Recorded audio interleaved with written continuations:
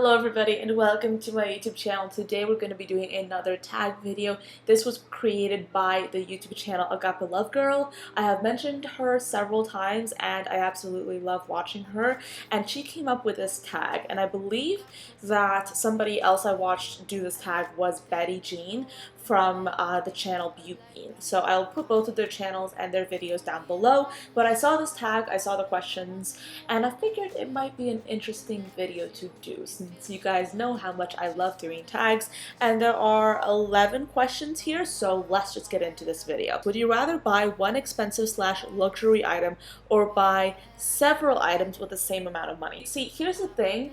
Here's my opinion when it comes to luxury makeup. I think that luxury makeup is something that can be so interesting and so fun to buy from, and there are some makeup brands that I have seen that have really just beautiful, amazing products. I mean, I have not purchased those products, but I have seen a lot of people say great things about said brands. And yes, I mean, I feel like it would be interesting to buy from luxury brands a little bit more regularly, but at the moment, at this point in my makeup obsession, I'm really into simply just buying from indie brands. And the great thing about indie brands is that for the most part the prices are super affordable. I mean, not Drugstore obviously, but indie brands have some really great products for a pretty fair price in my personal opinion.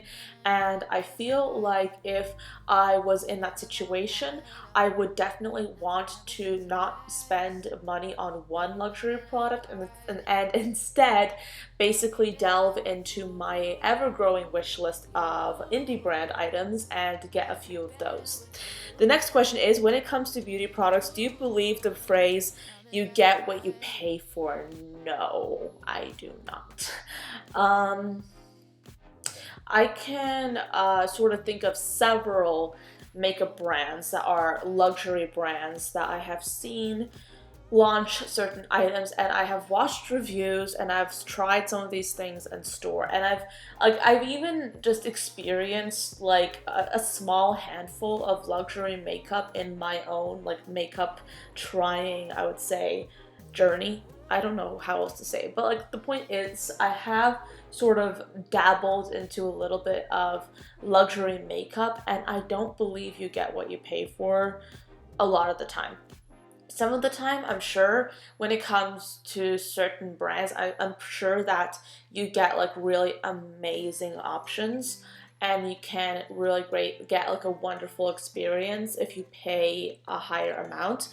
But I can definitely say that on my face today, I have so many different price points of makeup on. I'm wearing a lip gloss that came from Sephora, but at the same time I am wearing, I would say, I'm trying to think, I'm wearing a bronzer from the Drugstore that I absolutely love. I think that you can definitely get a $1, $2 makeup item and have it be absolutely phenomenal and have it perform better than some just more expensive options. And one of the things I wish I could do right now with my channel is I wish that I could spend a little bit more time and resources focusing on drugstore brands and trying to find the cheaper options that are available for you guys. But since I'm on this no buy, I have to put that idea on hold for now. But I think that it's really about time that I focus more on really inexpensive brands, that and indie brands, because I really want to give you guys options to really have amazing makeup for a lesser price. And I don't think that you get what you pay for most of the time. Sometimes if you have, I would say, a really high-end brand that does makeup really well, I guess you get what you pay for. But I mean, at the same time, on the other end of the spectrum, you have brands at the drugstore that may come in subpar packaging, but the product inside is absolute gold. Not literally, but you know what I mean. The next question is, what is the most expensive beauty item you've purchased with your own money? I remember when I went to New York City for the first time, the only time so far. I fell in love with the city, number one, and number two, I went to the Sephora at Columbus Circle, and I was like, this was like a few years ago, and I was like, you know what, I want to get a luxury makeup product. So I basically got one of the Dior Show highlighters, and I believe it's the Dior Show Nude Air Luminizer in the shade number 1. And that is a product that I still own. I still like it. However, right now I'm into more of a blingy highlight, and what that highlight did is it gave like a very soft airbrushed highlight, I would say. It's not necessarily like bling city, which is what I'm into at the moment. But yeah, that's the most expensive makeup item that I got, and I believe it was like $60, which is still to me like a pretty hefty amount for a highlighter. But of course, that is from my perspective. The next thing is, are you willing to buy products at full price, or do you usually wait for a sale or discount code? I'm of the firm belief that for 90%, maybe even 95% of the makeup that you see in the industry or just floating around in general, you can get it at a discount. Definitely. We have so many opportunities to get makeup at a lesser price. I've spoken about that several times on my channel, but you can wait for sales, you can find discount codes, you can wait until I would say like the Ulta 21 Days of Beauty sale or the Sephora VIB Rouge sale. I will say, and again, I've talked about this at length in some other videos, but I will say that I do believe that in many cases, in fact, in most cases, sales are incentive for you as a consumer to be spending more money. And I think it's important to be aware of that. ColourPop is just an example that I think that all of you are familiar with. When ColourPop does a sale, for example, let's say 20% off all lip products, you get the sort of feeling that you should buy more of their lip products because you will save money and because you'll be able to get all the lip products you want at a lesser price. But here's the thing, I believe that, like, I'm of the firm belief that if you're not going to buy a makeup product full price, you should not be getting it on sale. But at the same time, you should not necessarily be spending the full price amount on makeup, because more often than not, you are going to be able to get a discount. So you just have to be a little bit patient. You have to wait. Of course, you do not have to wait for these sales, but for me, I am willing to wait, and I'm willing to sacrifice getting a product right when I want it if I can get it at a lesser price. For example, there are so many different just items that I want, especially from indie brands, because I mean, I love indie brands so much, but I'm really just trying to hold off and I'm trying to wait because I know that they will go on sale. And if not soon, they will definitely be on sale on Black Friday and Cyber Monday. And yes, that is a long time to wait, but guess what? I have a ton of makeup. I'll survive. You know, I have a ton of makeup. I'm on this no-buy right now. I'm not necessarily buying any makeup at the moment, but with all that money that I'm gonna be saving in general, like, I might as well make a wish list, albeit a slightly shorter one than I would like to, and just wait until like those times when I know makeup will go on sale. You know what I mean? So yeah, like, I would rather wait for a sale because I have that kind of patience and I have that sort of, like, I would say, desire to save money. I'm okay with waiting for a sale. But I think that honestly, if you can afford, or you feel like you can afford not waiting for a sale, it is totally okay to buy full price as well. But that's just me being myself, of course.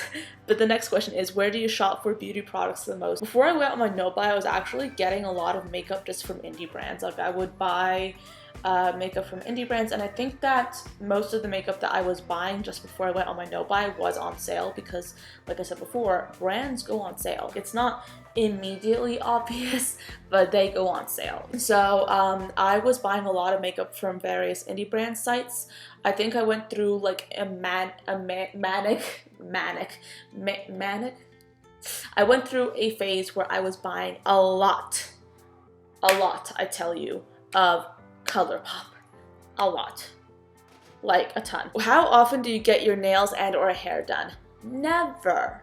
I can barely keep nail polish on these nails. Like I tried to put nail polish on the other day and I literally had nail polish chipping like 24 hours after I applied the nail polish. Do you prefer long or short nails?